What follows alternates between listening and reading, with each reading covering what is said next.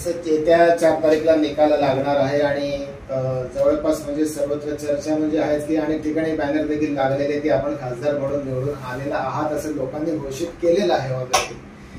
तर तुम्हाला काय वाटतं कितीचा लीड आपल्याला भेटेल इथून ते रायगडपर्यंत? कितीचा लीड आपण घ्याल? कितीच्या मताधिक्याने आपण याल?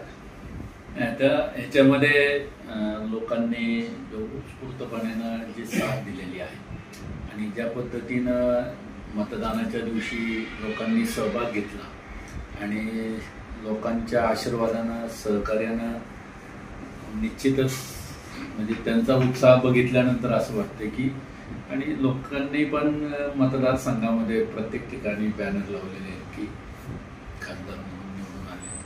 तर याच्यावरून असं लक्षात येते की लोकांनी हे इलेक्शन हातात घेतलं होतं. त्यामुळं लोकांनीच डिक्लेअर केलेलं आहे की चा विजय आहे म्हणून. परंतु शेवटी 4 तारखेची वाट तर बघावं लागेल आणि 4 तारखेला जे काही निकाल येईल ते आपल्या सर्वांच्या समोर येतील. आणि मतधिक्याचा जर विचार केला तर जो रिस्पॉन्स आणि ज्या पद्धतीनं लोकांनी ही इलेक्शन हातात घेतली होती तर मला असं वाटतं की साधारण 1.75 म्हणजे 1,75,000 पेक्षा जास्त लीडनी या ठिकाणी महाविकास आघाडीचं सीट येईल असं मला वाटतं. महाविकास आघाडीच्या महाराष्ट्रात जास्तीत जास्त सीट्स येणार आहेत हे कुठेतरी म्हणजे लोकांच्या रिस्पॉन्सवरनं दिसतच आहे. पण त्याचबरोबर जसं म्हणतात action gives the same reaction motion law आहे आयझॅक न्यूटनचा. पब्लिक मधनं रिॲक्शन्स देखील यायला लागलेले आहेत की समजा भारतीय जनता पार्टीला काही सीट्स कमी पडल्या आणि त्या दिवशी एक विधान पुण्यामध्ये नरेंद्र मोदींनी केलं. बोलताना ते म्हणाले कुठेतरी त्याने एक हिंट दिलेली की उद्धव साहेबांना जराही काही झालं तरी सगळ्यात पहिले त्यांना भेटायला जाणार आणि बघायला जाणारा व्यक्ती मी असणार आहे. त्यातून कुठेतरी एक असा अर्थ निघायला लागला की पुन्हा कदाचित उद्धव साहेब जे आहेत ते बीजेपी सोबत युती करणार तर नाहीत. आणि समजा असं झालं तर एक वैयक्तिकरित्या तुमच्या प्रतिक्रिया काय राहते? मला असं वाटतं की जो त्रास उद्धव साहेबांना यापूर्वी झाला, जो त्रास शिवसेनेला झाला, शिवसेनेच्या कार्यकर्त्यांना झाला, तर त्याच्या जो झालेला त्रास आहे जे फोडतोडीचं राजकारण आहे, गद्दारांनी त्या ठिकाणी आपला रस्ता बदलला, तर मला असं वाटतं की 100% म्हणजे साहेब कधीच या बाबतीमध्ये त्यांच्याबरोबर जातील असं मला असं वाटतं की माझी खात्री की साहेब कधीच जाणार नाही त्यांच्याबरोबर. आणि तर शेवटी पंतप्रधान त्यांनी बोललेले आहेत तर त्याच्याबद्दल आपण काय म्हणायचं शेवटी. पण परंतु साहेबांचं विधान किंवा साहेबांनी आजपर्यंत जे शिवसेनेवरती ज्या पद्धतीनं भाजपने एवढे आघात केलेले आहेत, एवढे वळतुडीचं राजकारण केलंय, तर त्यामुळं मला असं वाटतं की साहेब कदाचित जाणार नाही. दुसरा महत्वाचा मुद्दा असा आहे की सध्या संविधान धोक्यामध्ये आहे आणि भारतीय जनता पार्टी जर ते जसं म्हणतात की 400+ आले, 400 कदाचित नाही जातील आणि म्हणूनच तो प्रश्न उभा राहतो की कदाचित उद्धव साहेबांना ते हात देतील का.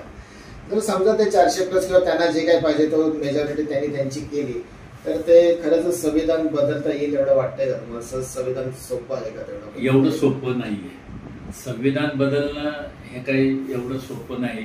आणि त्यांचा जो प्लॅन आहे किंवा त्यांचं जे काही त्यांनी जे केलं होतं की या बाबतीमध्ये 400 पार वगैरे, तर मला असं वाटतं की इतक्या वर्षापासून किंवा आपण जसं आपल्या भारताची निर्मिती झाल्यापासून भारताला ज्या पद्धतीनं संविधानानं एकजूट करून ठेवलेलं आहे तर ते संविधान बदलण्याची म्हणजे हिंमत आजपर्यंत कुणी केली नाही आणि होणारही नाही.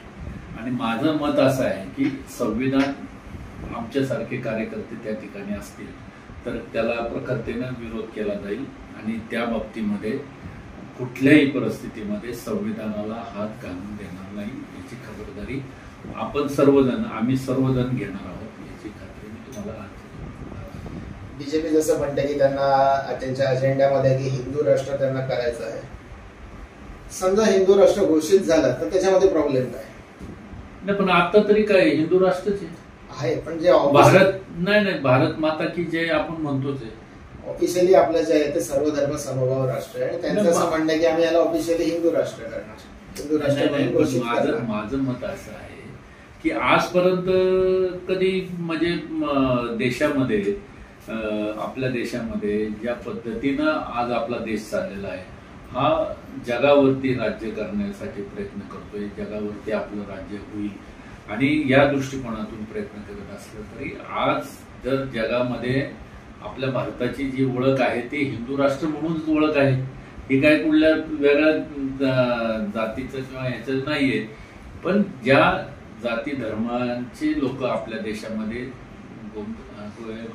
गोविंदाने राहतात तर एकत्र राहतात आणि या सगळ्या गोष्टी म्हणजे प्रत्येक जण आपापला सण उत्स्फूर्तपणानं साजरा करतो. प्रत्येकाला आपल्या देवाचा, प्रत्येकाला आपल्या धर्माचा अभिमान आहे.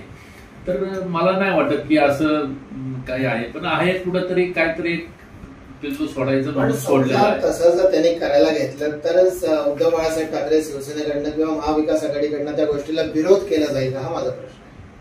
निश्चितच विरोध तर केलाच जाईल ना. आज हिंदू राष्ट्र म्हणूनच आपल्या भारताला ओळखलं जातं. म्हणजे आज आपल्या भारताची जी जगात ओळख आहे, पद आहे, हे हिंदू राष्ट्र म्हणूनच आहे.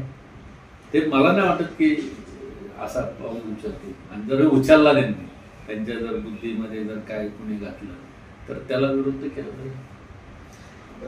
आता थोडेसे राजकीय प्रश्न आपण वादविवादाच्या बाजूला ठेवू आणि खासदार म्हणून आल्यानंतर म्हणजे तुम्ही आलेला आहातच ऑफिशियली 4 तारीखला येणार आहात आणि सर मला असं वाटतं की 4 तारीखला फक्त भारताचे म्हणजे पंतप्रधानच घोषित केले जाणार नाहीत किंवा महाविकास आघाडीच्या कोण उमेदवार निवडून आले एवढीच घोषणा होणार नाहीये.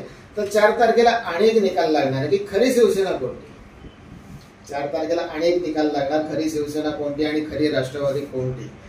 कारण तुम्हाला काय वाटतं की जे जास्तीत जास्त सीट्स येणार आहेत उद्धव बाळासाहेब ठाकरे शिवसेनेच्या, मग खरी शिवसेना कोणती. उद्धव बाळासाहेब ठाकरे शिवसेनाच आहे हे पब्लिक कुठेतरी दाखवून देणार आहे निश्चितपणानं. खरी शिवसेना ही शिवसेना उद्धव बाळासाहेब ठाकरे हीच शिवसेना खरी आहे आणि हीच शिवसेनेची उमेदवार जास्तीत जास्त मताने निवडून येतील, जास्त लोक येतील. यामध्ये जास्त खासदार शिवसेना उद्धव बाळासाहेब ठाकरे याच पक्षाचे राहतील आणि खरी शिवसेना ही 4 तारखेला उद्धव बाळासाहेब ठाकरे शिवसेनाच खरी शिवसेना राहील. एक प्रश्न मी तुम्हाला खोबलीत देखील विचारला होता, तो प्रश्न आज मी पुन्हा विचारतो की ही जी गेलेली मंडळी आहेत धनुष्यबाण घेऊन गेली ते जर परत इकडे यायचं आता म्हणाले नाही, याच्यामध्ये परत येण्याचे रस्ते बंद झालेले.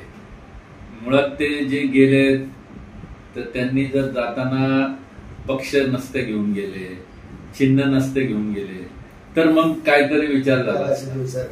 पण तुम्ही पक्षही नेला, चिन्हही नेलं तर कोण त्यांना दरवाजे उघडे करणार आहे. तर हे एकदा गेलेले लोक आहेत त्यांना दरवाजे शिवसेना उद्धव बाळासाहेब ठाकरे या पक्षाचे बंद आहे. आता 4 तारखेनंतर तुम्हाला भेटायचं असेल तर आज जसं सहज आम्ही भेटलो आम्हाला भेटता येणार नाही, त्यामुळे कदाचित भेटायचं असेल तर आम्हाला दिल्लीपर्यंत देखील यावं लागेल. नाही याच्यामध्ये कधी दिल्लीला हा विषय राहणार नाही. मी प्रत्येक मतदारसंघाला वेळ देणार आहे.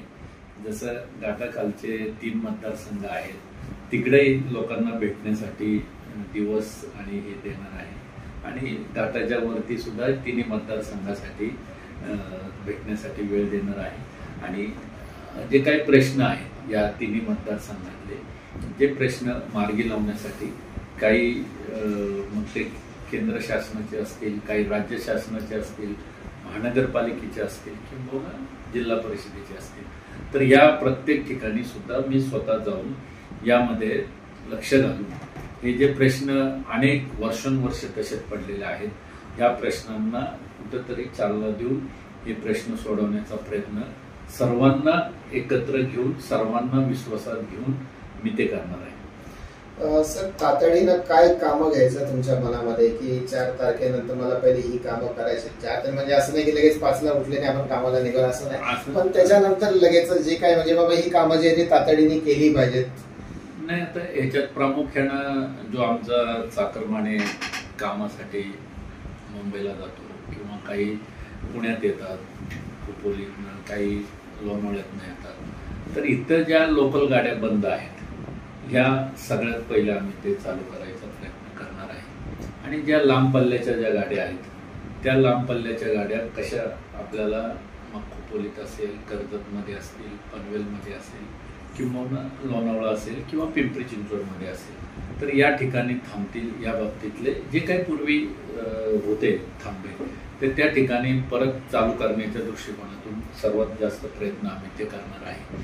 आणि पाण्याचा जो प्रश्न खोपोलीचा आहे, पनवेलचा आहे, कर्जतमधला आहे तर ह्या पाण्याच्या प्रश्नावरती जास्तीत जास्त काम करण्याचा प्रयत्न या ठिकाणी आम्ही करणार आहे. आणि बाकीच्या ज्या काही गोष्टी आहेत या मतदारसंघामध्ये ज्या गोष्टी आपल्याला पूर्ण करायच्या की ज्या आपण सांगितलेलं आहे किंवा जे आपण जर बघितलं तर हे तिन्ही मतदारसंघ खालचे आणि वरचे तर याच्यामध्ये आपण पर्यटकाला कशा पद्धतीनं चालना देता येईल आणि पर्यटकांना चालना देताना स्थानिक लेवलवरती कशा पद्धतीनं आपल्याला त्या ठिकाणी लोकांना व्यवसाय निर्माण करता येईल आणि त्या दृष्टिकोनातून आम्ही त्या ठिकाणी प्रयत्न करणार आहोत. अशा अनेक गोष्टी आहेत की ज्या डेव्हलपमेंटच्या बाबतीतला असेल, JNPTचा असेल किंवा आपल्या जो दिवा पाटील यांचं नाव एअरपोर्टला द्यायचं असेल, दिवा पाटील यांचं नाव आपल्याला त्या ठिकाणी द्यायचं आहे तर त्याच्यासाठी प्रयत्न करणं असेल किंवा त्या एअरपोर्टसाठी ज्या जमिनी हस्तांतर केल्या तिथल्या शेतकऱ्यांच्या जे काही प्रश्न आहेत ते सोडवण्याच्यासाठी किंवा JNPT मधले काही प्रश्न आहेत ते प्रश्न सोडवण्यासाठी उरणचा काही भाग आहे तिथं काही शेतकऱ्यांच्या MIDC मध्ये जागा गेलेल्या आहेत त्यांचा प्रश्न असेल. असे अनेक प्रश्न जे प्रलंबित आहेत हे प्रश्न आपण सोडवण्याचा प्रयत्न आम्ही त्या ठिकाणी करणार आहोत. कर्जतकर बसलेले आणि त्यांची एक रिक्वेस्ट अशी आहे की कर्जत जंक्शन जरी असलं तरी तिथे सगळ्याच गाड्या थांबत नाही, ज्या पूर्वी थांबत होत्या तर त्यातल्या काही गाड्या ज्या आहेत आता कर्जतला त्यांनी स्टॉप तिथला बंद केलेला आहे. तर कर्जतकरांचं असं म्हणणं आहे की त्या वेळच्या थांबत नव्हत्या त्यांना म्हणजे आताच्या थांबत नाहीत त्यांना पूर्ववर्ती ते थांबा द्यावा म्हणून. तर तो एक तुमच्या कानावरती विषय घातला. दुसरा खोपोलीकर म्हणून माझी अशी तुम्हाला रिक्वेस्ट आहे की खोपोलीमध्ये पर्यटन जे आहे ते पावसाळ्यामध्ये पर्यटक फार असतात आणि खोपोलीचा जो फेमस वॉटरफॉल होता सिनिक वॉटरफॉल तो सध्या नगर प्रशासनाकडनं आणि स्थानिक पोलीस प्रशासनाकडनं बंद करण्यात आलेला. त्यामुळे तिथला सराउंडिंग जो स्लम एरिया आहे त्या लोकांना जो तो 4 महिने रोजगार मिळत होता तो आज रोजगार त्यांचा बंद झालेला आहे. तर ह्या पावसाळ्यात निश्चितपणानं 4 तारीख नंतर तुम्ही लगेच त्या विषयाला हात घालावा अशी माझी इच्छा आणि ते पर्यटन स्थळ जे आहे सिनिक वॉटरफॉल ते या पावसाळ्यात चालू व्हावं खोपोलीकर म्हणून मी तुम्हाला विनंती करतो. नक्कीच त्याच्यामध्ये काही मागे घटना घडलेल्या होत्या मी त्याची थोडीशी माहिती घेतली. तर त्या बाबतीमध्ये सुद्धा प्रशासन आणि पोलीस प्रशासन या दोघांनाही सांगड घालून त्यामध्ये तो वॉटरफॉलला पर्यटक कशा पद्धतीने तर तिथं सुरक्षा आणि काही आपल्याला काही नियम त्या ठिकाणी करावं लागणार आहेत. तर त्या बाबतीमध्ये सुद्धा मी म्हणजे यापूर्वी देखील काही अधिकाऱ्यांशी आणि काही स्थानिक लोकांशी मी तिथं चर्चा केली. तर लोकांचं आणि तिथल्या प्रशासनाचं एवढंच मत आहे की तिथं कुठेतरी सुरक्षतेच्या बाबतीमध्ये आणि जे काही त्या ठिकाणी घडलं गेलं मागच्या काही काळामध्ये त्यामुळे तिथे कसं आपल्याला ते रोखता येईल आणि कशा पद्धतीनं त्यांना पर्यटकांना सुरक्षा पुरवता येईल तर त्या दृष्टिकोनातून आपण त्या ठिकाणी प्रयत्न करून पोलीस प्रशासन आणि आपल्या स्थानिक महापालिकेचे नगरपालिकेचे प्रशासन यांचा सांगड घालून आपण त्या ठिकाणी ते निश्चित चालू करण्याचा प्रयत्न आपण करणार आहोत. आणि जसं दुसरं तुम्ही सांगितलं की रेल्वेच्या ज्या पहिला मुद्दा मी त्यासाठीच तुम्हाला सांगितलं की जे लांब पल्ल्याच्या गाड्या आहेत त्या लांब पल्ल्याच्या गाड्या जिथे जिथे पहिल्या थांबत होत्या तिथं तिथं तो थांबा झाला पाहिजे ही पहिली सगळ्यात महत्वाची मागणी आपली राहील. आणि दुसरी गोष्ट की त्या ज्या काही रेल्वे स्टेशन आहेत ते चांगल्या सुशोभीकरण करणं असेल तिथं काही नागरी सुविधा देणं असेल तर यासाठी सुद्धा आपण त्यामध्ये बजेट टाकून त्या लवकरात लवकर आपल्याला त्या ठिकाणी चांगलं रेल्वे स्टेशन कसं बनेल या दृष्टिकोनातून आपण माझ्या अंदाने तुमच्या मॅनिफेस्टोमध्ये तुम्ही खोपोली टू कर्जत ते करायचं तुम्ही आश्वासन त्याच्यामध्ये दिलेलं आहे. तर ठीक आहे सर, रायगड टुडे न्यूज चॅनलच्या दर्शकांना आपण वेळ दिला त्याबद्दल खूप खूप धन्यवाद.